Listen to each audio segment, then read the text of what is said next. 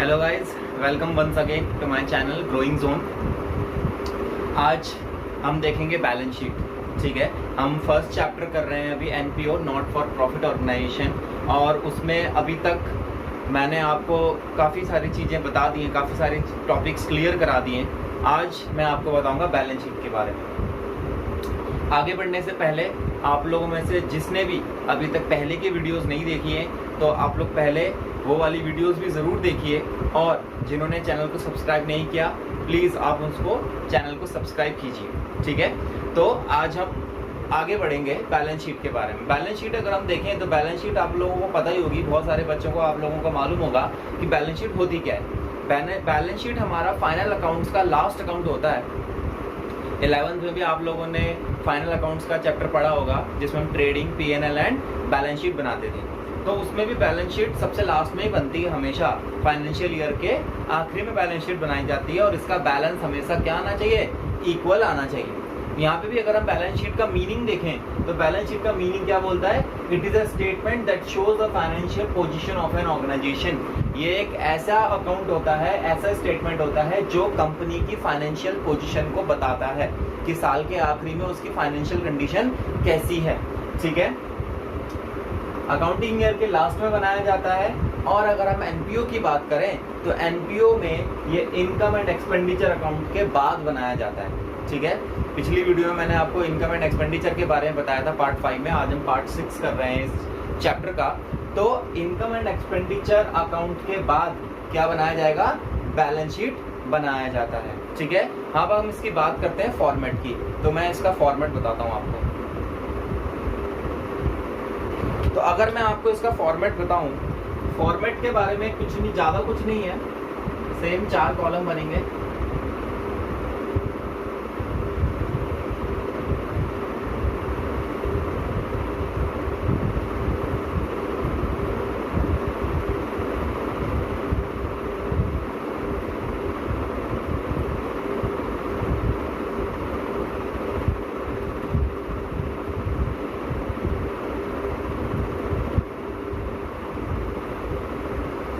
Liability amount, asset amount.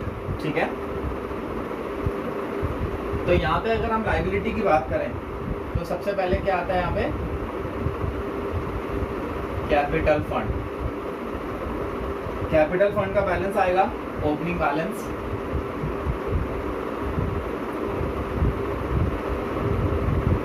Opening balance लिखेंगे अंदर। इसमें अगर आपका इनकम एंड एक्सपेंडिचर अकाउंट में प्रॉफिट हुआ है तो वो ऐड हो जाता है, सरप्लस अगर होगा तो वो ऐड हो जाएगा, और डेफिसिट अगर होगा तो वो माइनस हो जाएगा, और जो लास्ट में बैलेंस बचता है वो हम बाहर शो करते हैं। उसके बाद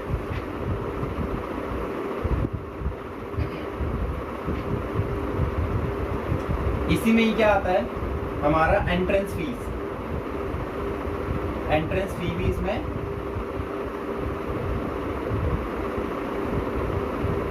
ऐड हो जाती है, इसी में ही कर देंगे।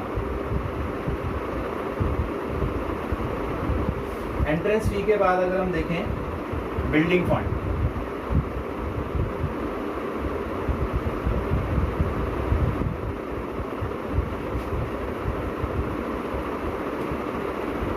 बिल्डिंग फंड,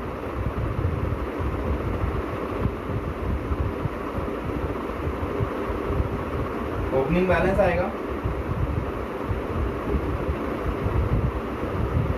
इसमें ऐड हो जाएगा अगर कोई डोनेशन मिला है, डोनेशन फॉर बिल्डिंग,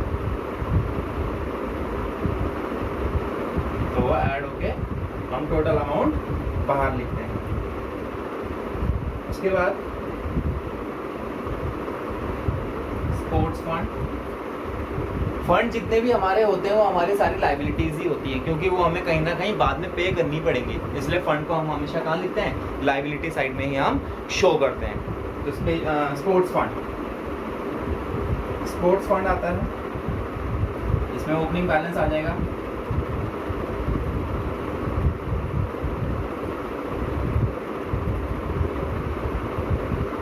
अगर कोई डोनेशन मिला है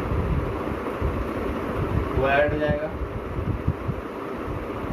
उसके बाद लेस हो जाएगा इसमें से स्पोर्ट्स प्राइज अवॉर्डेड, अगर अवार्ड्स दिए हैं टोटल अमाउंट हम बाहर शो करते हैं। उसके बाद करंट लाइबिलिटीज तो आप लोगों को पता ही है, आउटस्टैंडिंग एक्सपेंस हो गए,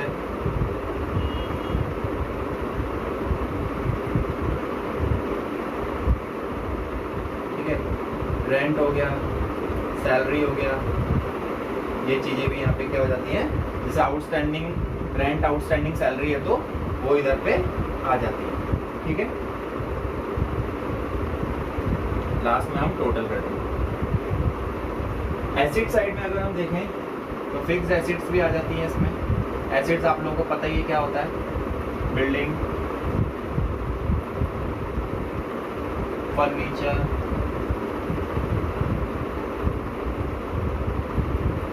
बिल्डिंग में अगर डैप लगा, ओपनिंग बैलेंस आ जाएगा, डैप लगा है तो डैप क्या हो जाएगा, माइनस हो जाता है, डेप्रिसिएशन माइनस हो जाता है। उसके बाद क्या है यहाँ पे, फर्नीचर, फर्नीचर में भी क्या आएगा, ओपनिंग बैलेंस आएगा,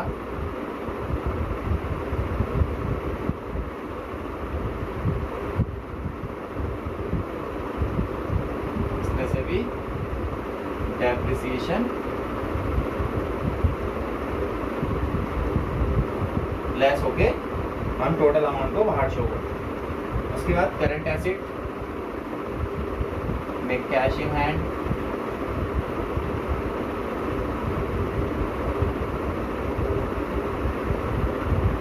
कैश एट बैंक,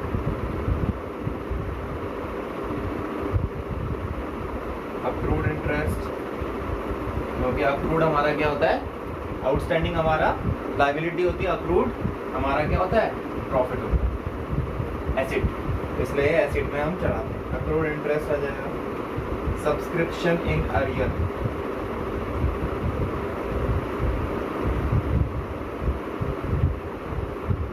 वो यहाँ पे शो होगा।